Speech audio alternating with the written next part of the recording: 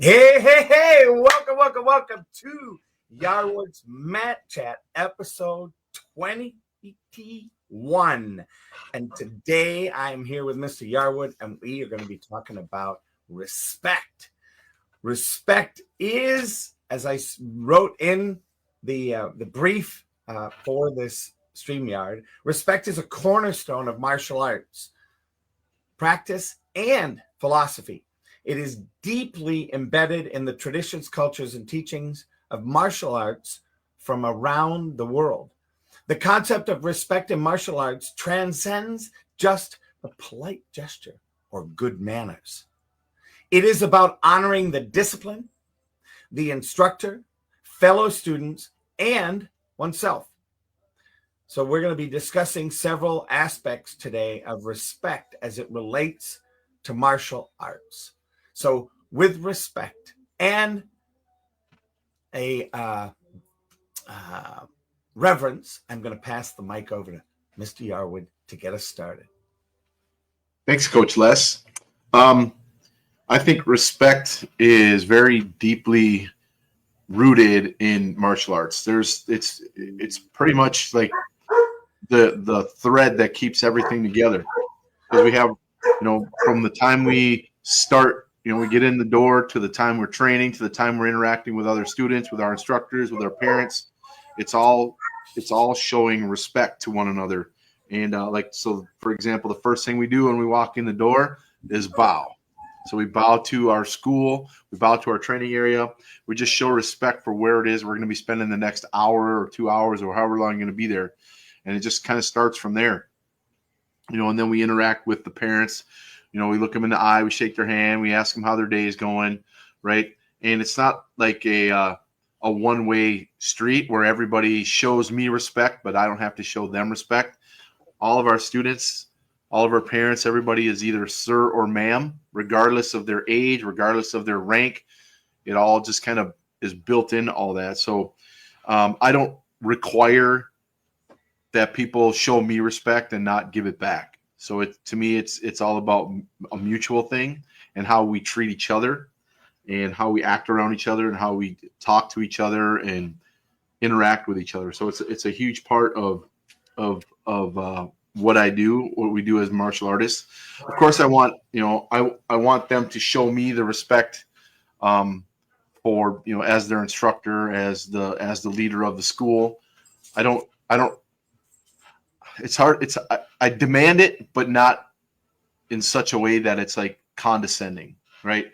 I demand respect just because it helps to make everything function properly, right? And as their instructor, I've been doing martial arts for over 15 years. I earned my rank, I earned my position, so that with that comes the due respect. But it's not the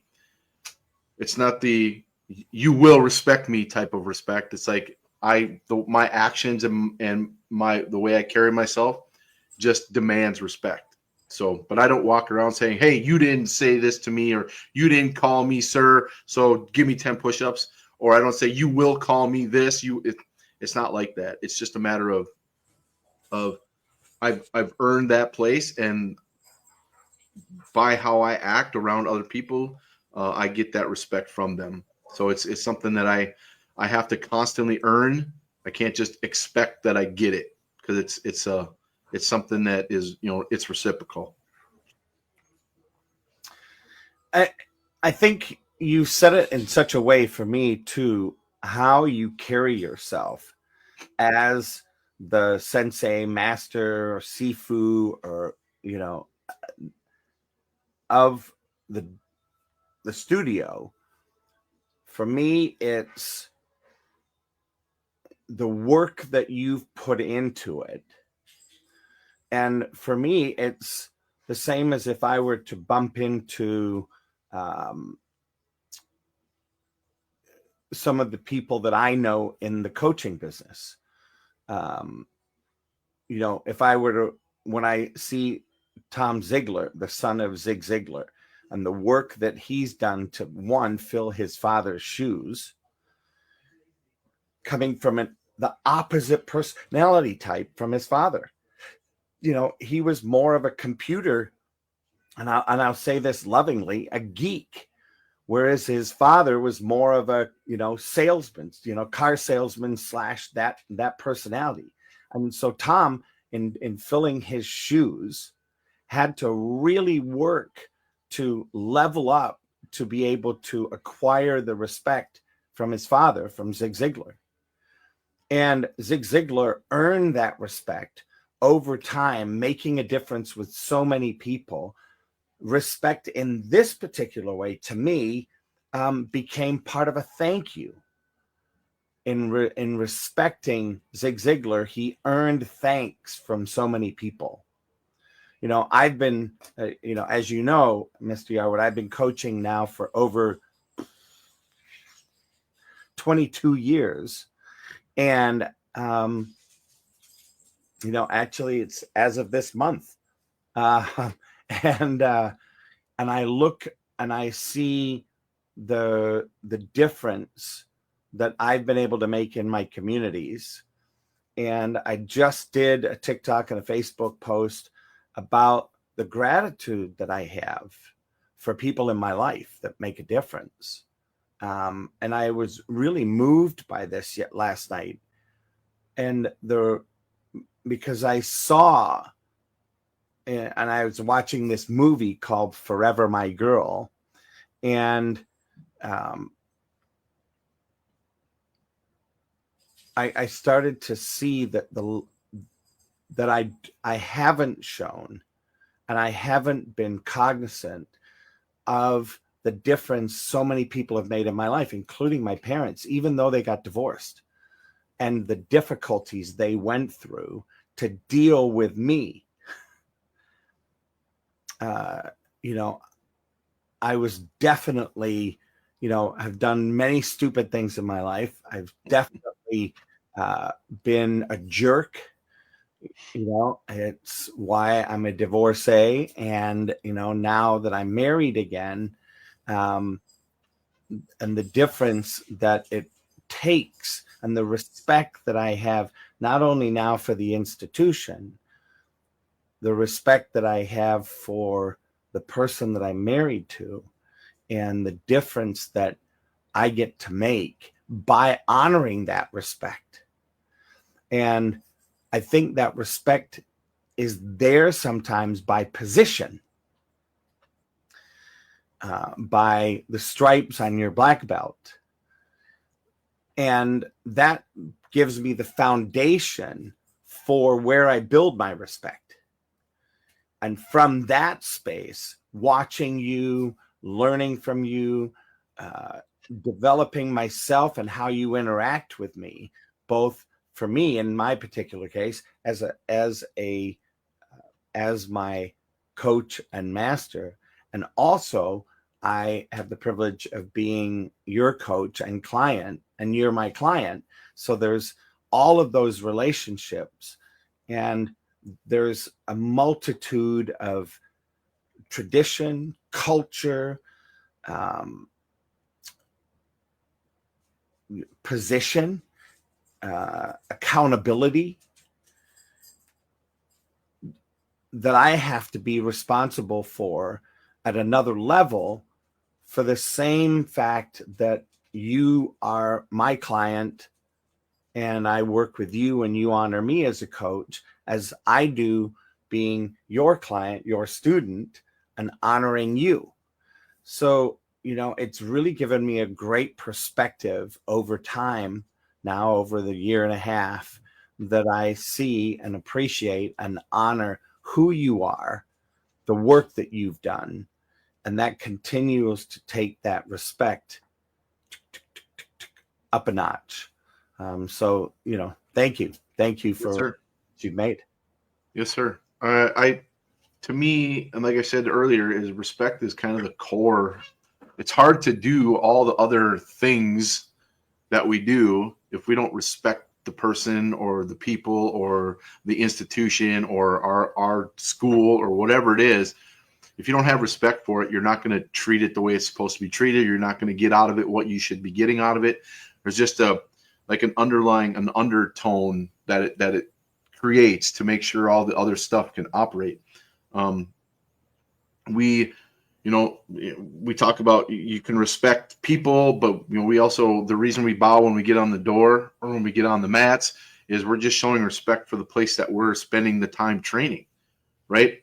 We're provided this space that's specific to what we're doing, and we show respect by treating it the way it's supposed to be treated, by not by cleaning it, by honoring it when we're using it. If we're using, so we have bladed weapons that we train with, our goal is to not make holes in the floor or holes in the wall. We do our best for that. Obviously that's not gonna always work out the way we want it to, but our best, the best way to do that is to make sure that you are showing the respect that it's due, so that way we have the training space going forward. If we're not respecting it, if we're not taking care of it, if we're not doing all the things we need to do for it, we're not going to have the space to use. So it's important that we show the respect that it's due, so we have that opportunity to be able to train there. It's it's obviously it's a material space. We respect our weapons, we respect our gear, we respect all those material things, but it's at the same time, if we don't respect them, we don't take care of them, they're not going to last, they're going to get broken, all that stuff. And that means then we're not, as students, we're not respecting our parents for having purchased that stuff for us. I mean, it just it goes from one thing to the next when you show respect for that stuff. So it's important that we respect what we have, respect what we've been given, and give it its just desserts. I broadened for those of you watching this, I broadened the picture out. And I see we have some comments. So let me just take a look. Oh, this is somebody that I know who says, I'll just go through and show. He said to say good morning, way to relate. Says hello. He's from North Central Pennsylvania. He's another Zig Ziglar coach. And, he says this, which I, wow, just like our bodies, there's, how do we respect ourselves? It's a great point. I widened out the camera because over here you can see, I have the American flag, I have military, and I have Taekwondo, and pictures up on the back. And for me, I have the Stars and Stripes flag for the respect that I show. I mean, I became a citizen here in the United States in 1983, and and went into the military, into the Army. And I did both of those things out of the respect for this country, because I live here. And, I wasn't born here just out of that advantage.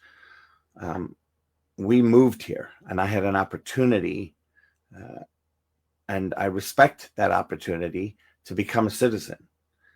And I chose to honor this country and spend time in the military because I feel that it gave me an insight, a very valuable insight, very valuable lessons to the freedom that we're afforded in this country. So when it comes to things like, somebody burning the flag, right, to show that their independence and show their freedom, it's like, well, wait a minute, think about it before. Yeah, that may be what you're trying to demonstrate and communicate. The difficulty is the disrespect that it shows is so profound that it masks any nugget of information, of positivity that you're trying to create. And so, respect is one of those things where it's respect is very black and white in many, many cases. And that black and whiteness has a caveat to it, is be responsible for the listening that is being surrounded by you, by your community. And I think, and I'd be interested to hear your reaction to this, but my sense is that part of the respect you have for Taekwondo is the respect that you see being given to you, being given to the school, being given to the sport, being given to the elders of the sport. And the degree to which you've seen that and you continue to see that allows you to give it back, is a part of that impetus, that drive to give it back, and to give it back tenfold so that it continues to raise all boats. You talk about, in society right now, there is a huge lack of respect for each other. We can go nationally, we can go internationally, we can go down to the state level, county level, whatever. There's just this lack of respect for each other's opinions, lack of respect for each other in general. And to me, when I see that, that's not how a society is supposed to function, right? That's like I said, with how our school operates, that's how in life, if we're not showing respect for each other, we can disagree with each other, and that's fine. But if you're not respecting each other, you're undergirding all the problems that, when you have an issue, it just amplifies it, because not only do I disagree with you, but now I'm going to disrespect you. I'm going to call you names. I'm going to treat you poorly. And it just permeates through society and makes so many more issues that much bigger. So for me, teaching respect, I'm trying to bring that back, right? So my opportunity to do that is through the students that come through my door. I'm going to teach them respect and what it means to respect not only each other but themselves. And when they start with themselves, that starts to go out to how they respect other people. Because I always say, like, if you call somebody names, if you're saying bad things about people, it doesn't say anything about the person you're saying it to. It says everything about who you are as a person. So when you are showing disrespect to other people, you're actually disrespecting yourself and sending a message to those other people that you don't have respect for yourself. So it's a huge issue that I see, and I'm trying to do my part to help make it better. Yeah, it's awesome. I think it's I look and some of the things on here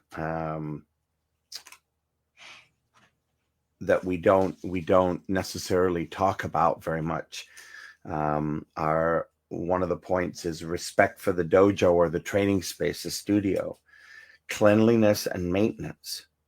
Respecting the dojo, the training hall, means keeping the space clean, organized, and free of distractions.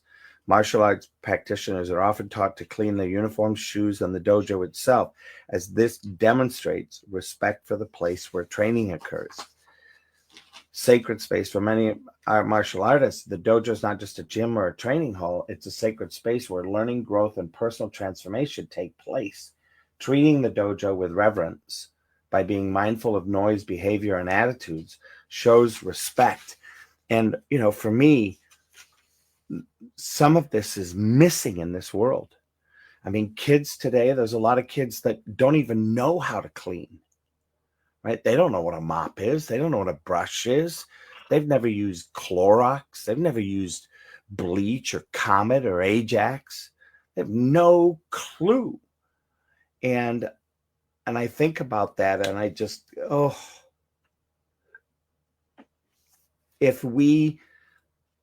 since we've let it fall apart, my experience is it's time for that revival. And whatever that looks like, to have it revived. And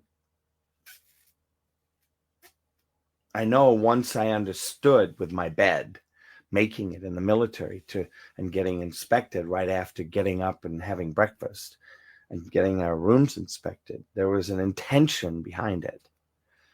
so that when, the first thing we did had integrity. And then when we came back, there was, to be able to see the difference that it makes, and to know, I think this is, so here's a point. There are people, and I'm going to say this lovingly, but I'll use it because most of us know what it means, that are very anal retentive. If they see a pencil, instead of straight up and down on the desk, and they see it at an angle, they want to straighten it up. So the people that see that, it's a distraction from them paying attention to the class and what's going on. They see that you've hung a poster on the wall, and the poster's off center. And, a quarter of the people in the room will notice it, and that will distract them.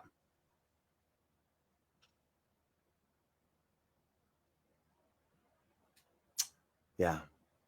Yeah, we, if you think about military and their gear, right? If you got a soldier out on the battlefield, he's got his firearm, he's got his ammo, he's got his pack full of whatever gear he needs while he's out there.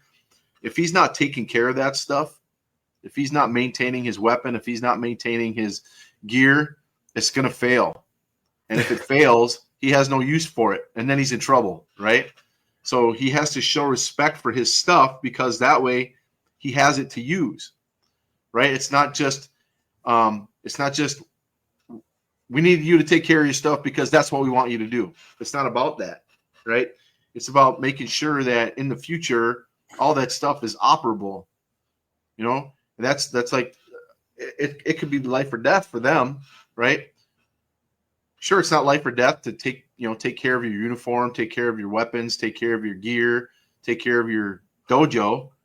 But if you don't take care of your stuff, you're not going to have it. Yeah. Right? If you don't take care of your uniform, it gets dirty and you don't clean it properly, or you wear it outside playing in the grass or whatever, you wreck it. Say it's a kid, mom and dad paid for that. Right? Now that it's wrecked, they have to pay for another one. And you're not paying attention to your stuff, taking care of it, you're not going to have it. Mom and dad eventually can say, nope, sorry. I guess you're going to have to go in a t-shirt and sweats. Right? So there's that whole underlying issue of when you take care of your gear takes care of you. Yeah. I think, and that's the nail you just hit, right? If you take care of if you respect your gear, and out of respect for it, you take care of it, it then will pay you back a dividend called being available, being usable on the flip side. Yep. Yeah. And so there's I'll be interested to hear your answer. See this. This was another comment.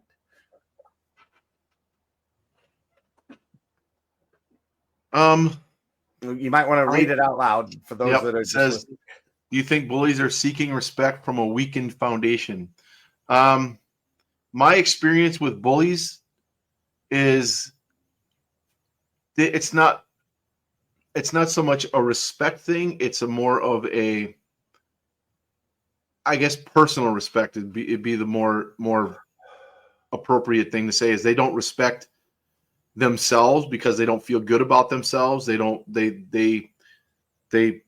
perceive themselves in a negative light, and their way of expressing that is to lash out at others to try and make them not feel the same way about themselves. So by taking other people down, they perceive that they feel better because now somebody else doesn't feel as good either. So, I mean, I can see it as a lack of respect for themselves.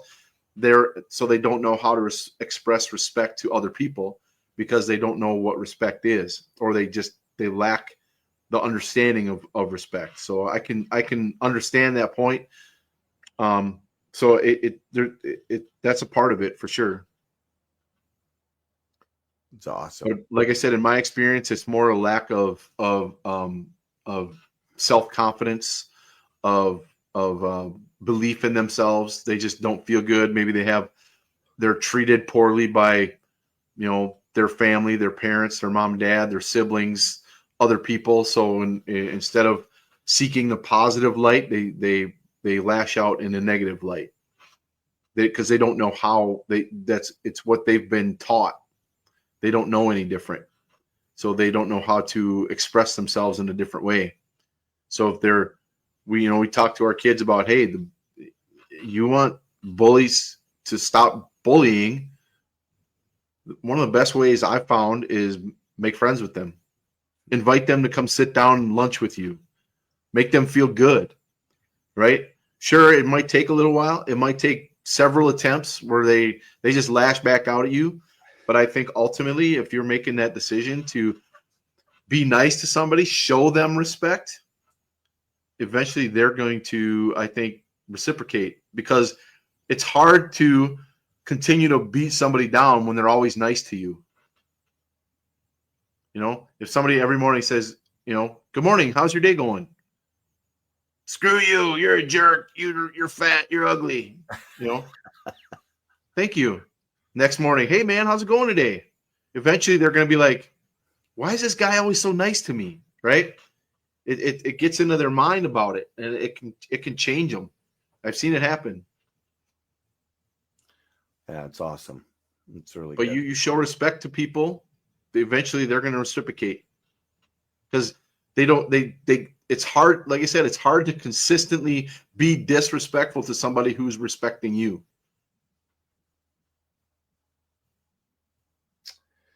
Yeah. And I think, and I don't know if we're thinking about this and covering this, but the inner growth that we have, the respect for the person in the mirror, right? Part of one of the things that as a business coach and, with people that I work with, is one of the biggest deals is love the person in the mirror. First love yourself, then you can love another.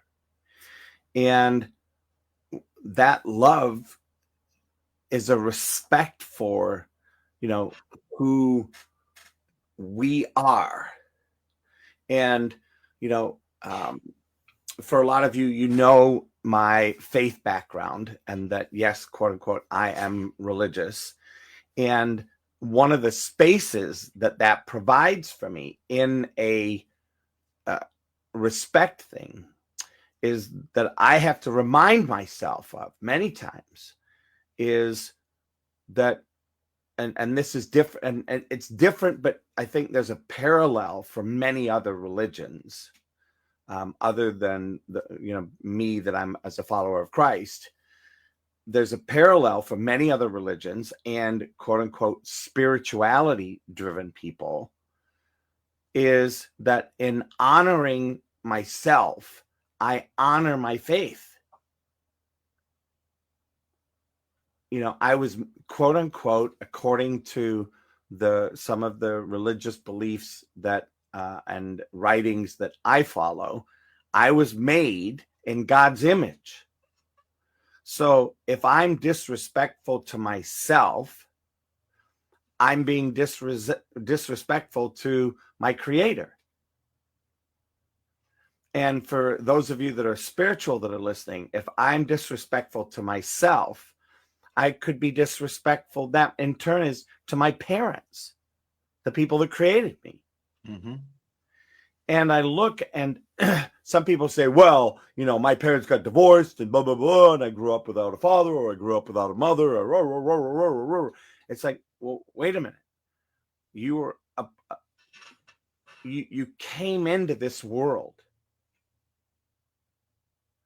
and to respect that gives you a positive platform to work from. If you come in and you take the negativity of that, because we have a choice in any situation to react with positivity or negativity. We have a choice. We have that choice. And if you take the negative approach to that, and create a negative foundation, what do you think you're going to attract in life? Yep. I mean, it's a law. Yeah. It's a universal law. Reciprocity. You are going to attract negativity. Mm-hmm. And, if you don't believe me, test the theory. Smile all day and walk through the mall. Yep. And then the next day, stay up all night, get hungover from caffeine or whatever substance you want to get hungover from. Come to the mall and have a frown on your face and walk around the mall. I guarantee you, the experience from one to the other will demonstrate the difference for respect. Yep. Yeah, what you put out, you get back. That's just how it is. Yeah. You can believe it or not, but there's no like physical proof. Like I can't say go look at this research and this will tell you exactly what it is. But it's evidentiary that if you're nice to people, if you spread positivity to people, you're going to get it back. If you spread negativity to people, you're going to get it back. If you think negative thoughts about yourself all the time, that's what you're going to get. If you're always saying, if you say you are studying in math and you suck at math and you keep telling yourself you suck at math and this is so hard and I can't do this, your brain hears you and goes, okay, you suck at math. And it keeps doing it, right? You might struggle with math, but you keep talking about how, I'm going to practice and I want to get better at it. And I want to get my grades up. You keep telling yourself that, your brain hears you and your brain's go, okay, let's get it done. It's very powerful. And when you put that stuff out there, that's what you're going to get back. It's just how it works. At least I believe that. Yeah. I think there's so much evidence to that. Whether you and I believe it or not, the evidence is overwhelming. Yeah. All right. Well, any final thoughts before we? I just think, the number one thing with respect is it starts with respecting yourself. When you start with you, it will work its way out, right? If you don't respect yourself, nobody else is going to respect you either. They can sense it. They can feel it. They can see it. So, it starts with maybe, cleaning your room, making your bed, brushing your teeth, taking a shower, respecting that part of you, eating right, exercising, being nice to people, just those things, they're basic stuff, but it's very powerful. And then it goes from there. Yeah. Well, thank you so much, Mr. Yarwood. Thanks for this. Yes, sir. For today. Do appreciate it. Thanks for those of you that are watching, that have reacted. Sean, Waite, and Wade, appreciate that. And those of you that are spread out, whoever is watching on Yarwood's Martial Arts Facebook, appreciate that. And with that, we will see you next week. Yep. See you on the mats. Whoop, whoop.